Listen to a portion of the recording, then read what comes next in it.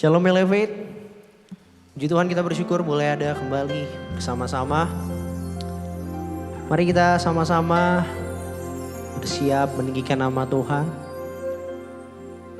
Dimanapun saat ini kita berada, apapun yang sedang kita alami, mari tetap bersama-sama meninggikan nama Dia. Sebab kasih-Nya besar bagi setiap kita semua. Maka saat ini waktu yang tepat untuk merenungkan kasih-Nya yang besar. Thank you Lord, thank you Jesus.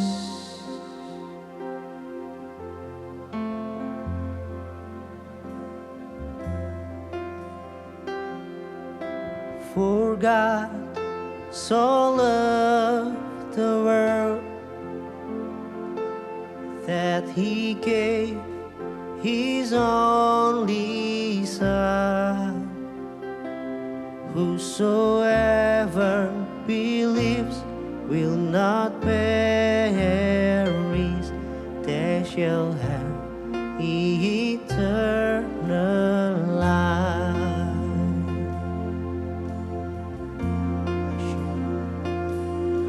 I shall hold to the cross, I shall hold to God alone. For His love self-feds me, for His love has set me free. For God so loved the world that He gave His only Son. Whosoever believes will not perish, they shall have eternal life. We sing, I shall wait upon the Lord, I shall wait upon the Lord, I shall wait upon His word, I shall wait upon His word. By His grace I am released, by His grace I am redeemed. For God so loved the world, for God so loved the world that He gave His only Son. Whosoever believes will not perish,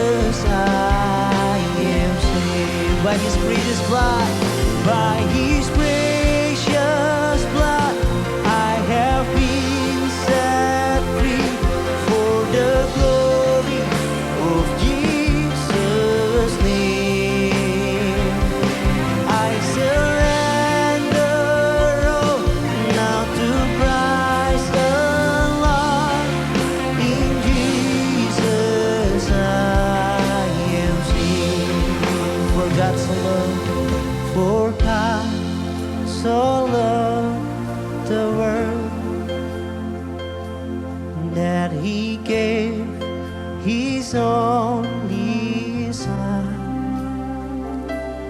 Whosoever believes will not perish, they shall have eternal life. For God so loved, for God so loved the world,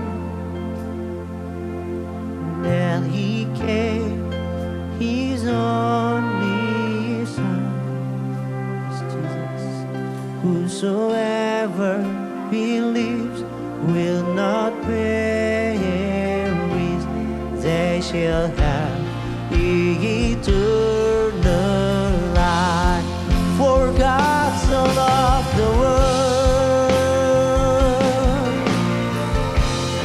thank you Lord, that He gave His only Son.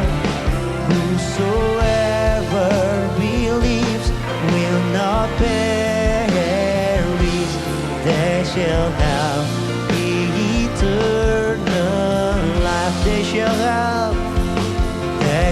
have eternal life. Yes, they shall have eternal life.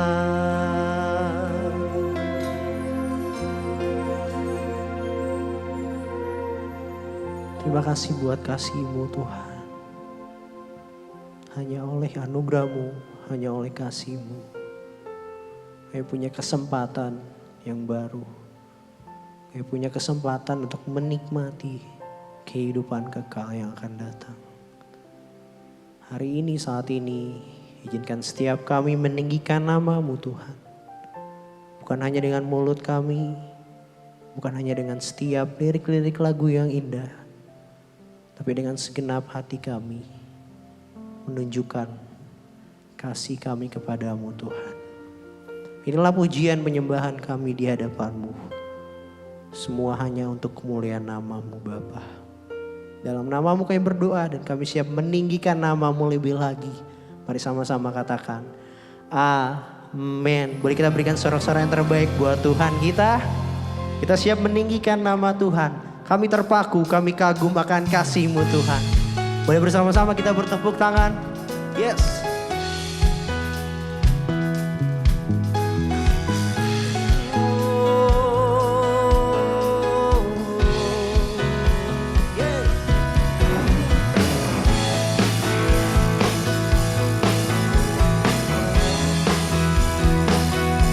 Kita sama-sama naikkan pujian ini di dalam rembulan dayang cahaya mentari. Katakan, dalam rembulan dan cahaya mentari, gelap badai dan indahnya pelangi, dalam tangisan dan wajah berseri, ku temukan kasih terbesar bagi dunia ini. Dia ku terpaku dan ku takjub akan kasih-Mu yang tergores indah. Dalam anugerah hatiku milik-Mu, indah ku terkagumkan, ku bawa hidupku, Kau membuat hatiku menjadi baru. Bahagiaku mengenal-Mu. Yes, sungguh bahagia kami mengenal Engkau Tuhan.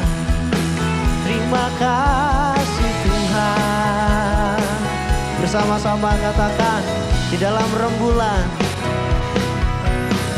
dalam rembulan dan cahaya mentari, di gelap badai,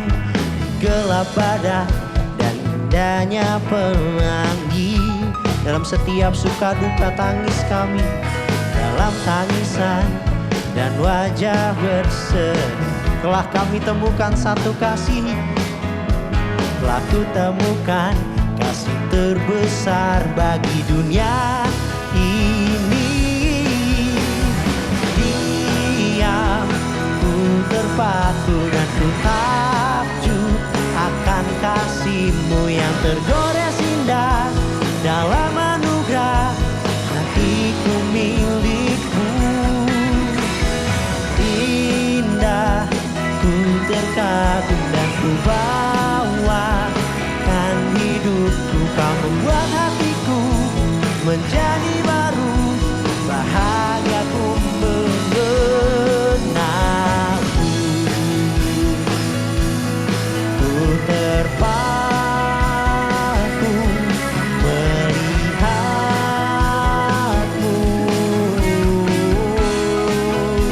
ku terkagum memandangmu. Bersama-sama katakan, diam, ku terpaku dan ku takjub akan kasih-Mu yang tergores indah dalam anugerah. Hatiku milik-Mu, kami kagum Tuhan. Ku terkagum dan ku bawakan hidupku. Kau membuat hatiku menjadi baru, bahagiaku mengenal. Diam, ku terpaku dan ku takjub akan kasih-Mu yang tergores indah dalam anugerah. Hatiku milik-Mu Tuhan, indah, ku terkagum dan ku bawakan hidupku. Kau membuat hatiku menjadi baru, bahagiaku mengenalmu.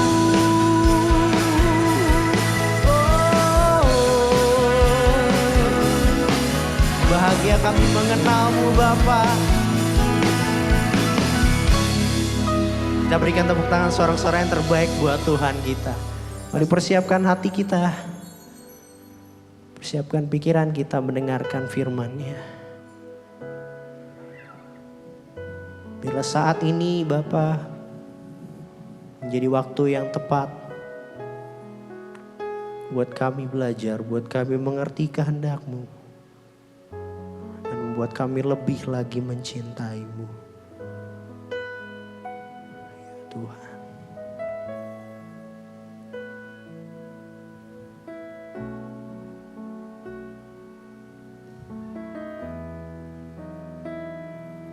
Saat ku terduduk diam, saat ku terduduk diam dalam hadirat-Mu,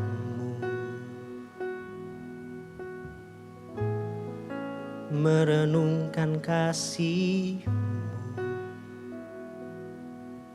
yang tak pernah hilang di hidupku.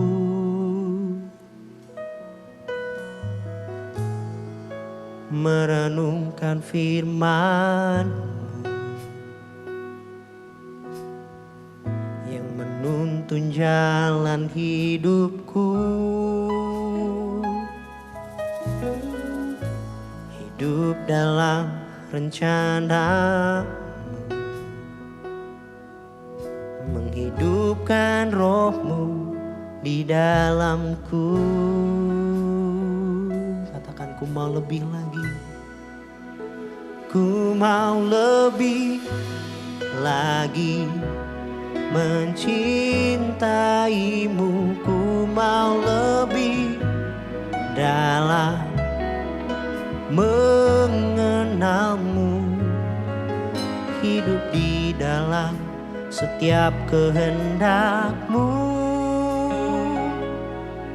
sampai seumur hidupku, sampai habis nafasku, mengabdikan hidupku untuk kemuliaan-Mu. Saat ku terduduk diam, saat ku terduduk diam di dalam hadirat-Mu, dalam hadirat-Mu,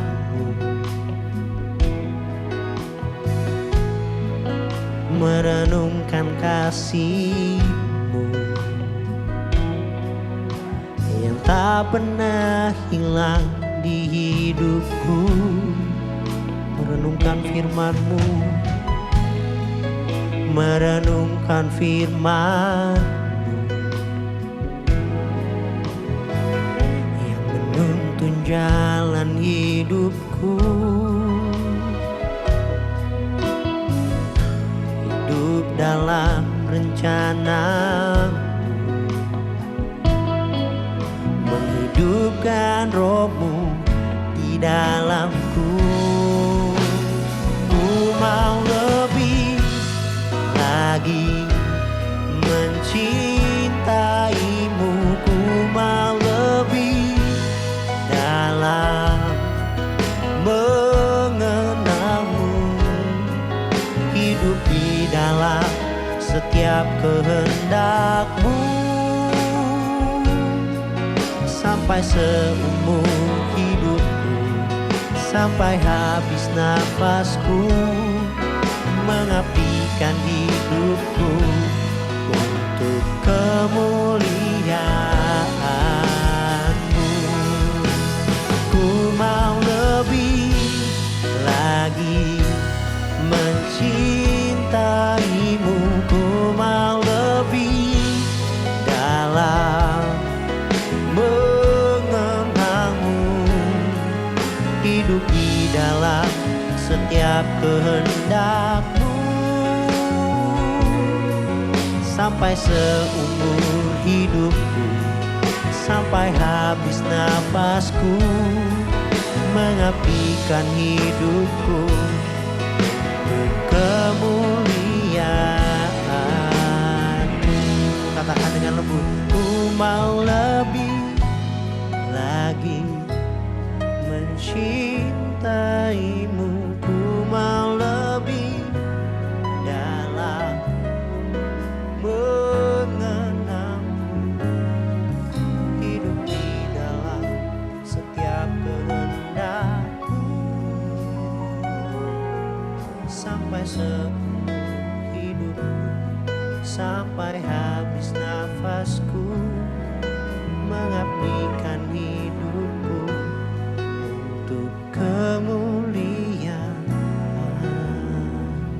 Katakan lagi, ku mau lebih lagi mencintai-Mu, ku mau lebih dalam mengenal-Mu, hidup di dalam setiap kehendak-Mu,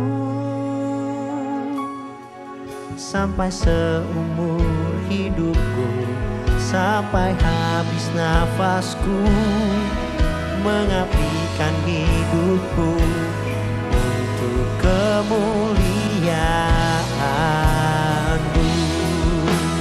Ku mau lebih lagi mencintai-Mu, ku mau lebih dalam mengenal-Mu, hidup di dalam setiap kehendak-Mu, sampai seumur hidupku, sampai habis nafasku, mengabdikan hidupku untuk kemuliaan-Mu, sampai seumur hidupku, sampai habis nafasku, mengabdikan hidupku untuk kemuliaan-Mu. Katakan, sampai seumur hidupku, sampai habis nafasku, mengabdikan hidupku untuk kemuliaan-Mu.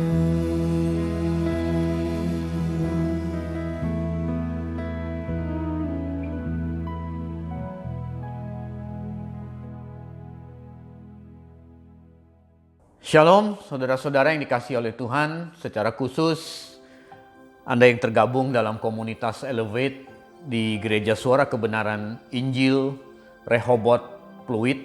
Senang sekali pada hari yang berbahagia ini berjumpa dengan saya, Pastor Benny Siowarjaya. Seperti yang kita ketahui bersama, hari ini, tanggal 14 Februari adalah hari yang dirayakan oleh hampir semua umat manusia di penduduk bumi ini sebagai hari kasih sayang atau Valentine Day. 2 hari sebelum hari ini, tanggal 12 Februari yang lalu, kita merayakan Hari Raya Imlek. Kita tentu masih dalam suasana Imlek hari ketiga. Hari Raya Imlek pun ditandai dengan penuh rasa kasih sayang, penuh rasa kasih, penuh rasa cinta. Khusus bagi saya, tanggal 13 Februari juga merupakan hari kasih sayang. Mengapa? Sebab itu tanggal lahir istri saya. Jadi berturut-turut 12 Februari hari Imlek, 13 Februari istri saya ulang tahun, 14 Februari hari ini hari kasih sayang. Jadi sebenarnya kalau secara ekonomis angpaunya bisa dirapel jadi satu, tetapi istri saya maunya sehari begitu. Nah saudara, kalau kita bicara tentang Valentine, itu sama dengan kita berbicara soal inti dari hidup kekristenan. Apa itu? Kasih. Inti dari hukum Taurat, inti dari kedatangan Tuhan Yesus di atas muka bumi ini adalah kasih. Kita tahu bahwa maha besar Tuhan kita turun di atas muka bumi ini karena begitu besar kasih Allah kepada manusia. Demikian Injil Yohanes mencatat. Yang akan saya remind saat ini adalah bagaimana sih sebenarnya hidup dalam kasih itu. Apakah hidup sehari-hari berbagi kepada orang, setiap hari memberi, atau bagi yang menjadi objek setiap hari menerima? Apakah itu disebut hidup dalam kasih? Untuk sampai ke sana, saudara, kita harus menyamakan dulu persepsi kita. Apa itu kasih?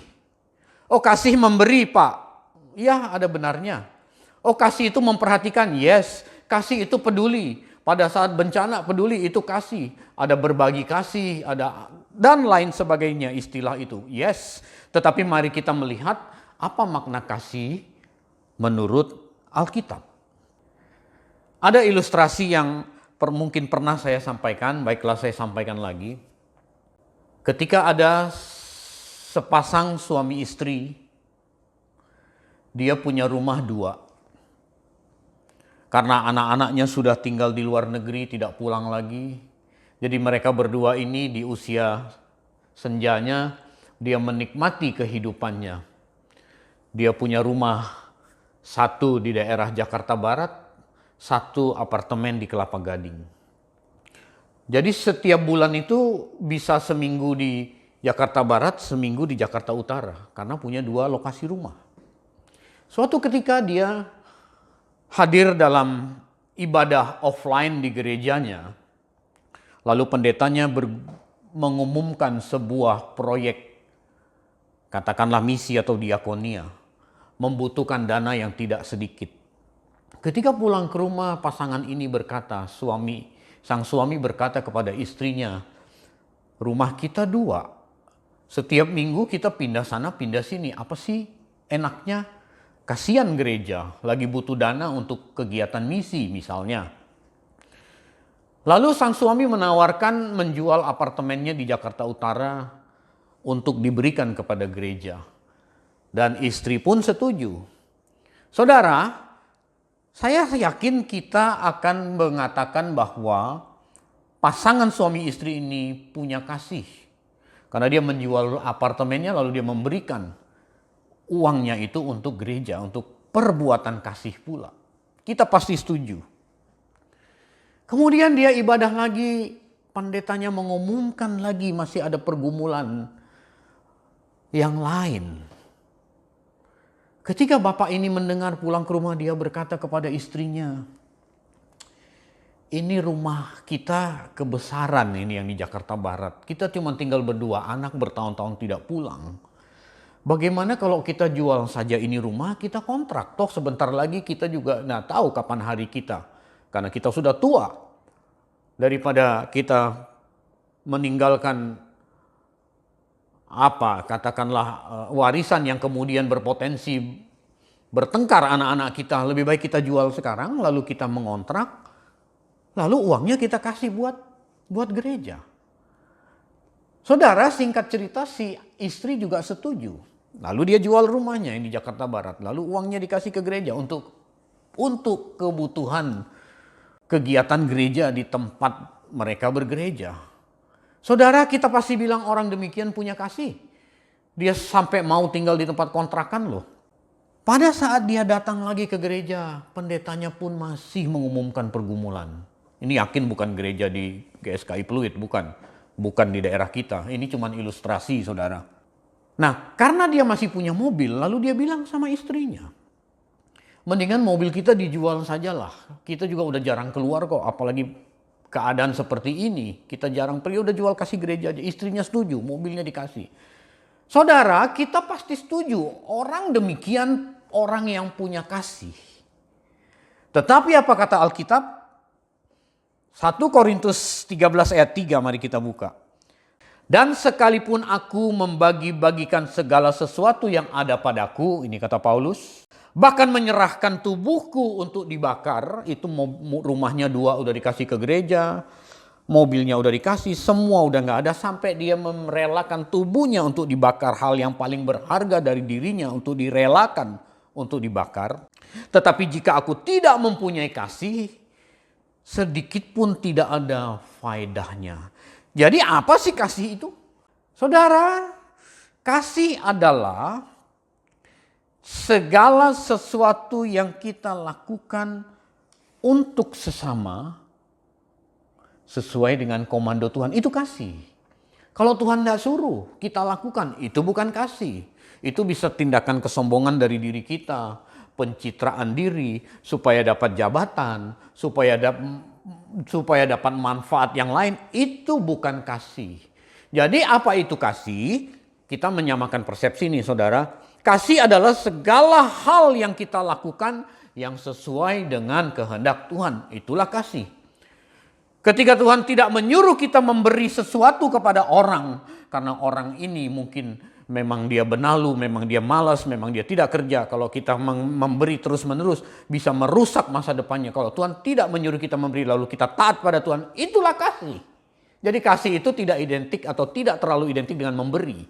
Tidak memberi pun itu bisa kasih kalau itu kehendak Tuhan. Jadi apa itu kasih? Kasih adalah segala yang kita lakukan sesuai dengan kehendak Tuhan untuk sesama. Mari kita buka 2 Yohanes 1 ayat 6. Dan inilah kasih itu, yaitu bahwa kita harus hidup menurut perintahnya. Dan inilah perintah itu. Apa itu? Yaitu bahwa kamu harus hidup di dalam kasih, sebagaimana telah kamu dengar dari mulanya. Jadi kita harus hidup di dalam kasih. Apa itu? Hidup dalam penurutan akan kehendak Tuhan. Hidup dalam ketaatan kepada komando Tuhan. Itulah kasih. Dalam segala bidang kehidupan seharusnya kita hidup dalam kasih. Artinya hidup dalam ketaatan akan kehendak Tuhan. Kehidupan Kristen adalah suatu kehidupan dalam kasih. Tadi kan di awal saya sudah bilang bagaimana kita hidup dalam kasih. Artinya hidup mentaati semua perintah Tuhan. Tentu dalam konteks yang lebih sempit, perbuatan kepada sesama. Taat pada kehendak Tuhan, bertindak kepada sesama. Kalau Tuhan tidak meminta kita bertindak, harusnya kita tidak bertindak. Itulah kasih, Bapak Ibu Saudara. Pada hari Valentine ini, hampir semua penduduk di atas muka bumi ini merayakan hari kasih sayang. Bentuk perayaan yang paling sederhana adalah saling memberi ucapan. Happy Valentine, Happy Valentine. Sebagian besar orang merayakan Valentine dengan ucapan kasih sayang kepada orang-orang yang dikasihi. Bagaimana dengan orang-orang yang tidak dikasihi? Ini jadi masalah, saudara. Mengapa demikian? Sebab kita harus punya definisi yang benar tentang sesama manusia. Sebelum ke sana kita baca dulu Matius 22. Matius 22 ayat 37 sampai 39. Jawab Yesus kepadanya, "Kasihilah Tuhan Allahmu dengan segenap hatimu dan dengan segenap jiwamu dan dengan segenap akal budimu." Itu kasih. Itulah hukum yang terutama dan yang pertama. Dan hukum yang kedua yang sama dengan itu ialah kasihilah sesamamu manusia seperti dirimu sendiri. Jadi ada 3 hukum loh di sini. Hukum pertama mengasihi Tuhan dengan segenap. Hukum yang kedua yang sejajar dengan hukum yang pertama yaitu kasihilah sesamamu manusia. Hukum yang ketiga apa? Seperti dirimu sendiri. Jadi kasih itu harus dimulai dari mengasihi diri sendiri dengan benar, lalu diekspresikan dengan kasih kepada sesama. Itulah mengasihi Allah. Bapak Ibu Saudara, Yesus memberikan perintah ini kepada orang percaya. Jadi ini sifatnya perintah. Ini bukan anjuran, ini bukan sebaiknya dilakukan, tidak. Tapi ini adalah sebuah perintah bagi sebuah kehidupan kekristenan bagi saudara dan bagi saya. Cuman kan masalahnya bagaimana caranya aku mengasihi Allah. Allah itu abstrak, nggak kelihatan. Bagaimana caranya menandai bahwa seseorang mengasihi Allah? Apakah dia taat ke gereja saja? Hari Minggu orang ibadah sekali, dia ibadah 5 kali. Apakah itu bukti kekasihnya kepada Allah? Apakah orang lain berdoa sehari setengah jam, dia 5 jam? Mumpung nganggur ini gitu. Apakah itu bukti dari mengasihi Allah? Ini kan abstrak. Nah saudara, di ayat 37 tadi, 39 maaf, dan hukum yang kedua yang sama dengan itu. Jadi jangan menganggap hukum yang kedua itu lebih rendah, gara-gara ada kata kedua. Hukum yang terutama, yang pertama mengasihi Tuhan. Yang penting hubunganku dengan Tuhan baik. Yang penting jam doaku bagus. Yang penting aku rajin ke gereja. Yang penting aku mengagungkan Tuhan, memuji, menyembah Tuhan. Hubungan dengan sesama nomor 2. Salah. Karena Alkitab jelas mengatakan hukum yang kedua yang sama dengan itu homoios dalam bahasa Yunaninya. Homoios itu setara, sama. Sama persis. Jadi ekspresi kita mengasihi Allah itu harus terekspresi dengan mengasihi sesama. Kalau orang yang tidak mengasihi sesama, walaupun dia punya jam doa sehari bisa 12 jam, itu bohong. Sebab orang yang mengasihi Allah harus terekspresi ketika dia berhadapan dengan sesama. Saudara, masalahnya kan sesama itu siapa? Nah kita harus nyamain persepsi lagi.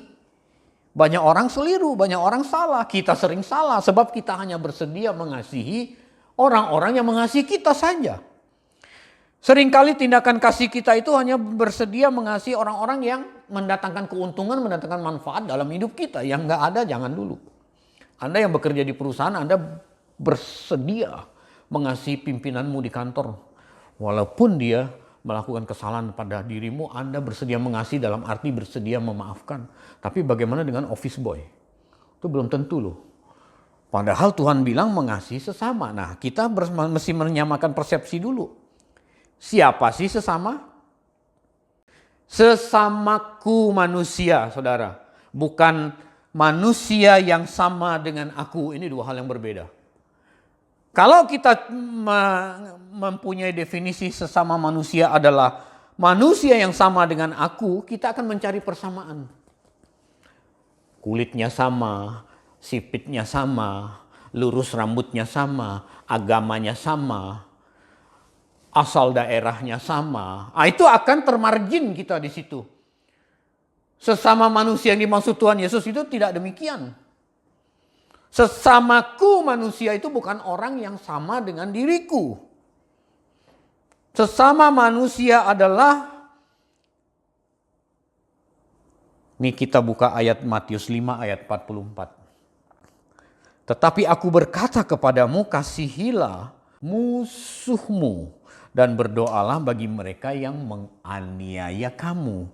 Jadi yang namanya sesama itu tidak pandang bulu, musuh pun sesama, musuh pun harus dikasihi. Apalagi yang tadi, yang sesama itu tadi.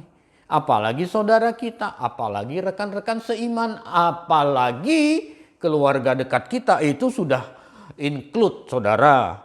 Yang namanya musuh aja harus dikasihi loh. Musuh loh, musuh. Musuh itu orang yang kita rasa dia melukai hati kita begitu dalam. Sehingga kita membuka jarak dengan dia dan kita menganggap dia musuh. Itu sama. Orang Yahudi itu harus bisa mempraktekkan kasihnya kepada orang Samaria. Orang Samaria itu tidak, orang Yahudi tidak bergaul dengan orang Samaria. Orang Samaria itu diblok, dianggap musuh, dianggap orang-orang terkutuk. Itu harus dikasih. Jadi sesama manusia itu jelas, saudara, bahwa orang yang tidak kita kenal pun, kalau Tuhan menghendaki kita melakukan tindakan kasih, kita harus taat pada perintah Tuhan. Dan itulah hidup dalam kasih, saudara. Mungkin Anda berkata, Pak, ini berat Pak. Selama ini aku hanya mengasihi orang-orang yang aku kenal saja Pak. Yang penting Pak, hubunganku dengan Tuhan baik Pak. Saudara, saya mau katakan ya saudara. Kalau hubunganmu dengan Tuhan baik, Tuhan pasti berbicara. Kalau Tuhan berbicara, kalau kamu punya kepekaan, kamu akan mendengar Tuhan bicara. Jadi kalau hubunganmu baik dengan Tuhan, pasti kamu peduli kepada sesama. Tidak dibatasi orang yang sama dengan dirimu, yang sama sukunya, sama mata sipitnya, sama rambut lurusnya, sama latar belakangnya. Tetapi siapapun kalau Tuhan memberi perintah itu, kamu akan melakukan walaupun berat. Itulah hidup dalam kasih, saudara. Nah, secara khusus di hari Valentine ini, saya akan mempersempit lagi sesama. Karena ini hari kasih sayang. Yang ditonjolkan adalah hubungan intim. Bagi yang dewasa sudah menikah, hubungan suami istri. Bagi yang masih pacaran, hubungan pacaran. Jadi saya akan menyoroti lebih sempit lagi. Khusus di hari Valentine saya akan menyoroti sesama yang dimaksud di sini. Kita akan bahas, kita akan merefresh tentang suami dan istri. Saudara, hubungan kita dengan pasangan kita harus benar, harus beres. Sebab ini merupakan sebuah cerminan hubungan kita dengan Tuhan. Jadi kalau ada orang merasa hubungannya beres dengan Tuhan, tapi hubungannya dengan pasangannya tidak beres, itu bohong. Itu salah, itu tidak benar. Harus dibereskan dulu hubungan dengan pasangan. Kalau hubungan dengan pasangan nggak beres, saya harus berkata sangat sulit dikatakan hubungan orang ini, sekalipun dia hamba Tuhan, sekalipun dia pendeta, sekalipun dia pengkhotbah hebat, hubungannya dengan Tuhan itu sulit beres. Kalau dengan pasangan hidupnya saja tidak beres. Oh, bukan salah saya, salah pasangan saya. Perintah Tuhan itu hidup dalam kasih. Tuhan tidak pernah memerintahkan orang untuk hidup dalam permusuhan dengan sesama, apalagi dengan pasangan hidup. Tidak. Bagi yang sudah menikah, mari kita merefresh kembali kasih mula-mula kita kepada pasangan kita masing-masing melalui perenungan saat ini. Bagi yang belum menikah, jadikan ini sebuah masukan atau nasihat yang positif membekali kehidupan kalian. Menemukan kembali kehangatan cinta mula-mula. Saya menemukan dalam sebuah perikop Efesus 5 ayat 25 sampai 33, saya menemukan setidaknya ada 4 langkah besar yang bisa kita ikuti, bisa kita turuti, bisa kita lakukan. Tentu kita tidak perlu membaca Efesus 5 ayat 25 sampai 33. Tapi kalau kita lihat dari perikopnya, itu berjudul Kasih Kristus adalah dasar hidup suami istri. Ini ayat pasti sangat sering muncul pada saat pendeta khotbah di ibadah pemberkatan pernikahan. Saudara, saya membaca itu lalu saya menemukan 4 hal yang harus kita lakukan untuk supaya kehangatan cinta mula-mula kita terjadi kembali dalam rumah tangga kita masing-masing. Hal yang pertama adalah sacrificing love. Sacrificing love. Cinta yang berkorban. Kita lihat ayat 25 ya dari Efesus 5. Demikian firman Tuhan. Hai suami, ini khusus bagi para pria. Kasihilah istrimu sebagaimana Kristus telah mengasihi jemaat dan telah menyerahkan dirinya baginya. Jadi Paulus menggambarkan hubungan suami dengan istri, bagaimana ekspresi mengasihi istri itu seperti Kristus telah mengasihi jemaat menyerahkan nyawanya. Ini sacrificing love, artinya cinta yang berkorban. Cinta itu terbukti melalui pengorbanan. Jadi tidak ada cinta tanpa pengorbanan. Saudara, kalau Anda berkata Anda mengasihi pasanganmu, pasti Anda rela berkorban. Bisa sampai tanpa batas. Itulah ekspresi dari cinta. Jadi tidak mungkin ada cinta yang tidak ada pengorbanan. Pengorbanan ke apakah itu? Bersedia memberi. Bersedia memberi itu pengorbanan. Memberi cinta, terutama memberi waktu, memberi dirinya, memberi hartanya, memberi nafkah dan lain sebagainya. Hal yang fisik dan yang non fisik, memberi perasaan dan lain sebagainya. Itu pengorbanan, saudara. Ini yang pertama bicara soal sacrificing atau pengorbanan cinta. Yaitu bersedia memberi. Yang kedua adalah bersedia memperhatikan. Memperhatikan. Ini sudah mutlak, include masuk. Kalau Anda sebagai suami istri, Anda harus saling memperhatikan. Tidak boleh tidak saling memperhatikan. Yang berikutnya adalah bersedia setia. Setia bagi beberapa orang adalah merupakan pengorbanan kalau memang dia punya karakter tipikal orang yang tidak setia. Sebab daging manusia punya kecenderungan untuk tidak setia dari mulanya. Maka bagi orang yang tidak terbiasa setia, dia harus bersedia berkorban dalam hal yang satu ini, setia. Lalu pengorbanan berikutnya adalah bersedia mengalah. Mengalah membutuhkan pengorbanan, saudara. Yes, jelas. Apalagi misalnya ada pernikahan suami istri, suaminya anak pertama, hidup di dera kemiskinan yang hebat. Kemudian ketemu istrinya anak bungsu. Ini sama-sama butuh pengorbanan yang luar biasa. Anak pertama biasa memerintah, anak bungsu biasa dimanja. Ini butuh pengorbanan yang luar biasa untuk saling mengalah. Itu yang pertama, sacrificing love, cinta yang berkorban. Yang kedua saya menemukan adalah kasih yang menguduskan atau sanctification love. Sanctification love, kasih yang saling menguduskan. Artinya apa?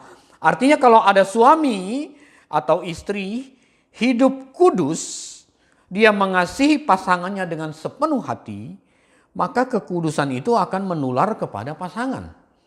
Misalnya si suami hidup kudus, istrinya belum.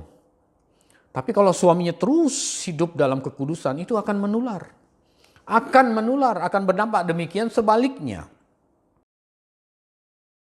Kalau suaminya rohani, maka kecenderungannya akan membawa istri menjadi rohani. Demikian sebaliknya, kalau istrinya rohani, istrinya hidup kudus, istrinya berdoa, sekalipun suaminya brengsek, ini secara naluriah juga akan menarik suaminya menjadi lebih baik oleh karena istri yang memelihara hidup yang kudus itu. Jadi hal yang kedua adalah sanctifying love, kasih yang menguduskan. Yang ketiga adalah cinta yang saling memelihara atau sustaining love, cinta yang saling memelihara. Saudara, cinta akan tumbuh dan tumbuhnya pun akan subur sesuai dengan harapan kalau masing-masing bisa saling memelihara. Apa sih yang harus dipelihara? Pertama pasti komunikasi. Inti dari komunikasi adalah saling bicara dan saling mendengar. Saudara, komunikasi itu bukan hanya bicara loh. Banyak orang tuh keliru. Saya udah komunikasi, saya udah bicara, tapi dia tidak mau mendengar. Kadang-kadang ini terjebak kepada para pembicara termasuk seperti saya. Karena memang kita ini kan pembicara, jadi kita senang bicara. Tapi ada waktunya kita harus mendengar. Jadi komunikasi itu adalah berbicara dan mendengar. Sebuah majalah di Amerika Serikat mengadakan sebuah survei beberapa tahun yang lalu. Lalu dia merilis survei itu, saya cuma baca sekilas saja. Dia berkata bahwa responden yang dipilih secara acak itu rata-rata pasangan suami istri hanya menghabiskan waktu untuk komunikasi itu dalam sehari cuma 5 menit. Ini tragis. Berbicara komunikasi itu artinya temu muka ya, saudara. Kalau telepon ini tidak termasuk dalam survei ini. Ini ketemu muka berbicara. Itu biasanya terjadi apa? Di meja makan waktu sarapan pagi. Cuman itu, setelah itu udah tidak komunikasi lagi. Ini harus dipelihara, saudara. Supaya apa? Supaya kasih mula-mula antara pasangan itu tumbuh. Komunikasi itu harus dipelihara. Ingat ya, komunikasi itu berbicara dan mendengar. Komunikasi itu tidak hanya berbicara tapi mendengar. Apalagi yang harus dipelihara, cinta yang memelihara itu sustaining love itu keintiman. Keintiman harus kita jaga dengan banyak refreshing bersama dengan pasangan, bercanda, punya kebersamaan harus dilakukan ya. Makan bersama, pergi ke tempat refreshing bersama, menonton. Kalau ini sementara belum bisa dilakukan karena kita sedang menghadapi pandemik, lebih banyak di rumah, lebih banyak punya kebersamaan. Istri merasa aduh bosan di rumah terus gitu. Bikin kue, bikin masakan yang enak, ajak suami. Yuk bikin, itu kebersamaan. Suami di rumah, kerja dari rumah, rumit banyak pekerjaan, share dengan istri. Bicara masalah dengan itu kebersamaan. Ini memelihara keintiman, saudara. Supaya apa? Supaya kasih mula-mula itu timbul kembali. Hal yang keempat, yang terakhir yang saya temukan adalah cinta yang memberi rasa aman atau securing love. Cinta yang memberi rasa aman, securing love. Untuk ini kita buka ayat Efesus 5 ayat 29. Sebab tidak pernah orang membenci tubuhnya sendiri, tetapi mengasuhnya dan merawatinya sama seperti Kristus terhadap jemaat. Jadi tidak mungkin orang membenci tubuhnya tapi dia mengasuh dan merawat tubuhnya sendiri, itu tidak mungkin. Artinya apa? Kita harus memberi rasa aman, securing love. Bagi suami, memberi rasa aman kepada istri, saya merumuskan dalam 2 hal yang simpel saja, yaitu mencukupi kebutuhan istri. Ini akan menimbulkan rasa aman buat istri. Wanita akan merasa aman kalau semua kebutuhannya terpenuhi. Tentu kebutuhan yang logis, saudara, kebutuhan psikis, kebutuhan sosial, dan kebutuhan fisik. Itu semua harus terpenuhi secara proporsional, bukan tanpa batas. Tentu sudah dirundingkan. Itulah sebabnya mengapa kebanyakan wanita kelihatannya matre? Sebenarnya tidak. Tetapi mereka menginginkan rasa aman. Dan rasa aman itu muncul kalau kebutuhannya terpenuhi. Jadi Kalau ada istri yang meminta itu belum tentu matre, saudara. Dia punya satu rasa tidak aman gitu. Dia pingin ada rasa aman. Nah, yang kedua bagi suami apa yang harus rasa aman, apa yang harus dilakukan? Memberi kesetiaan hanya bagi istri. Wanita akan merasa aman kalau sang suami atau pasangannya setia hanya kepada dirinya. Ketika mengetahui suaminya setia, maka wanita justru akan mengabdikan seluruh hidupnya kepada sang suami. Jadi rasa aman yang diberikan itu rasa kesetiaan dan mencukupi kebutuhan. Saudara, bagi istri gimana? Istri memberi rasa aman kepada suami, saya juga ambil dua hal yang praktis saja. Yaitu menjadi pendukung atau supporter atau penolong yang baik bagi suami. Suami akan merasa aman.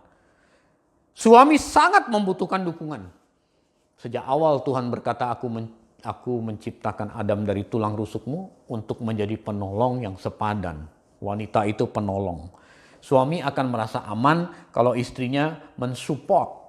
Kalau istrinya mendukung atau menolong dalam segala hal terhadap apa yang dilakukan oleh suami, maka suami akan merasa aman. Jangan sampai Anda punya ide apa gitu, suamimu punya ide apa, lalu dia bicara terus Anda tidak mendukung, Anda tidak mendukung. Dia tidak merasa aman, akhirnya dia mencari dukungan dari tempat lain.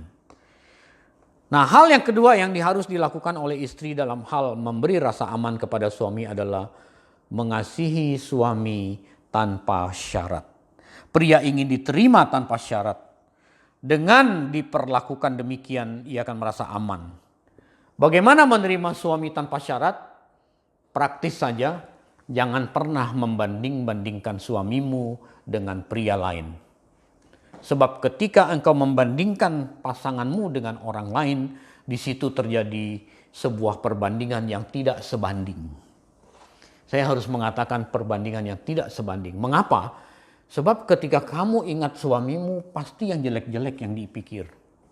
Luka yang dipikir lah, luka batinmu lah. Kamu merasa dia menyakiti kamu lah. Lalu ketika kamu ingat dengan teman pria yang lain, kamu akan ingat yang baik-baik. Itu kecenderungan manusia. Mengapa demikian? Karena kamu nggak tahu apa yang tidak baik dari dirinya. Kamu ketemu dia di permukaan. Lalu mulailah kamu membandingkan, mengapa suamiku tidak seperti orang itu, si A itu. Mengapa suamiku tidak seperti dia? Jadi terjadi perbandingan yang tidak sebanding. Kalau itu terjadi, kamu membandingkan terus, wah ini ambang kehancuran rumah tangga. Jadi jangan pernah membandingkan suami atau istrimu dengan orang lain, dengan pihak lain, tidak boleh. Karena ketika terjadi perbandingan ini, maka terjadi perbandingan yang tidak sebanding. Kalau perbandingan yang tidak sebanding, tentu Anda akan cenderung kepada rumput tetangga yang lebih hijau, kata orang. Jadi saudara, mengasihi pasangan tanpa syarat itu salah satunya tidak boleh atau tidak pernah boleh ada terlintas di pikiranmu membandingkan. Apalagi Anda merasakan kok nyaman ya, sama orang itu kok nyaman ya. Belum tentu istrinya merasakan dia nyaman sama seperti yang kau rasakan. Karena kamu tidak ketemu dia setiap hari. Sementara suamimu setiap hari. Karena dua sudah menjadi satu, syukurilah, kasihilah tanpa syarat, jangan pernah ada perbandingan. Saudara, seorang penulis buku dan seorang editor ternama di Amerika, mungkin Anda sebagian dari Anda tahu, namanya Margaret Anderson. Dia pernah menulis sebuah kalimat yang lumayan terkenal. Demikian tulisannya. Kasih sejati menginginkan yang terbaik bagi orang yang dikasihi. Kasih sejati menginginkan yang terbaik dari orang yang dikasihi. Sedangkan kasih romantis menghendaki diri orang yang dikasihi. Nangkep saudara? Saya ulangi ya. Tadi waktu saya baca juga agak bingung juga nih. Tapi kalau saya istilahkan dengan istilah Rehobot nanti nangkep. Saya ulangin dulu. Kasih sejati menginginkan yang terbaik bagi orang yang dikasihi. Berarti kasih sejati kita ini sebagai subjek. Kita menginginkan yang terbaik bagi orang yang kita kasih. Jadi kita ingin berbuat gitu. Sementara kasih yang romantis Kasih yang romantis menghendaki diri orang yang kita kasihi. Kita mengasihi dirinya. Kita mengharapkan dia yang berbuat untuk kita. Kalau dalam versi Rehoboth begini nih. Pernikahan itu memberi kebahagiaan. Bukan mencari kebahagiaan. Anda tentu familiar dengan istilah ini. Dulu waktu saya menikah dengan istri saya. Bapak rohani kita. Khotbah dalam pernikahan kami. Dia berkata, Benny, kalau kamu mencari kebahagiaan oleh karena kamu melangsungkan pernikahan ini, bubar, jangan. Sebab pernikahan itu bukan memberi kebahagiaan, pernikahan itu bukan mencari atau mendapatkan kebahagiaan, tapi memberi kebahagiaan. Dengan kamu memberi kebahagiaan, kamu pasti bahagia melihat pasanganmu senang. Demikian sebaliknya. Wanita, kalau kamu mencari kebahagiaan karena menikahi pria yang pun secara materi terpenuhi, Anda pasti salah alamat, pasti bukan pernikahan Kristen. Sebab pernikahan Kristen adalah memberi kebahagiaan. Dengan engkau memberi kebahagiaan kepada pasanganmu, kepada suamimu, lalu engkau melihat dia bahagia, engkau pasti bahagia. Saudara, sebagai ayat penutup saya teringat pada satu ayat, kita buka sama-sama, Yohanes 13 ayat 34.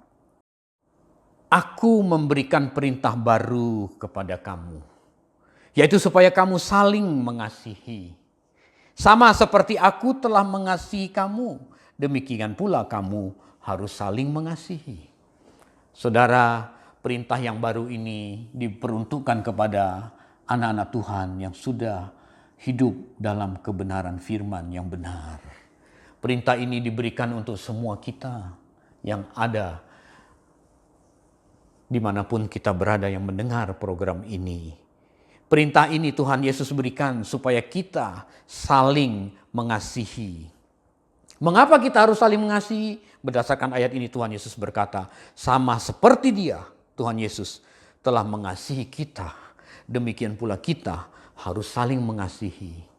Bagi keluarga-keluarga yang hari-hari ini sedang mengalami masalah dalam rumah tangga, kepada Anda yang tengah mendengar program ini, saya yakin tidak kebetulan. Berdamailah dengan istrimu, berdamailah dengan suamimu, berdamailah dengan keluargamu. Jangan hanya piawai berdamai dengan Tuhan, tetapi rumah tangga berantakan. Itu pasti kamuflase. Berdamai dululah dengan keluargamu, dengan demikian kau pasti berkenan di hadapan Tuhan ketika engkau datang berdamai di hadapan Tuhan. Amin untuk kebenaran firman Tuhan kali ini. Mari kita tundukkan kepala, mari kita berdoa. Bapa, kami bersyukur pada hari Valentine ini kami kembali diingatkan akan kasih-Mu yang begitu besar. Sehingga kami harus mengekspresikan kasih kami kepada sesama, kepada semua orang yang Tuhan kehendaki kami lakukan. Secara khusus kepada pasangan hidup kami masing-masing. Bapa, kami membutuhkan Roh-Mu yang kudus untuk menjamah hati setiap kami. Untuk menjamah keluarga-keluarga yang sudah begitu lama dingin. Yang kebetulan mendengar program ini. Tuhan, Roh-Mu yang kudus menjamah mereka semua. Agar mereka mulai melakukan suatu terobosan. Mereka mulai menumbuhkan kembali kasih mula-mula yang mungkin sudah dingin. Terima kasih Tuhan, di dalam nama Tuhan Yesus kami berdoa dan mengucap syukur. Amin. Sampai jumpa di lain kesempatan. Bagi saudara-saudari yang terpanggil untuk mendukung pelayanan Elevate dapat memberikan persembahan ke rekening BCA KCU Pluit nomor 16865333388. Sekali lagi, 16865333388 atas nama GSKI Pluit. Saudara dapat juga menggunakan aplikasi BCA Mobile untuk men-scan QR Code yang tampil di layar. Saudara-saudari juga dapat memberikan persembahan melalui aplikasi-aplikasi yang menerima QRIS seperti GoPay, Dana, OVO, Oktomobile CMB Niaga, Permata Mobile X, dan sebagainya. Dengan aplikasi-aplikasi tersebut, saudara dapat men-scan QR Code yang tampil di layar. Terima kasih atas dukungan persembahan saudara. Tuhan Yesus memberkati.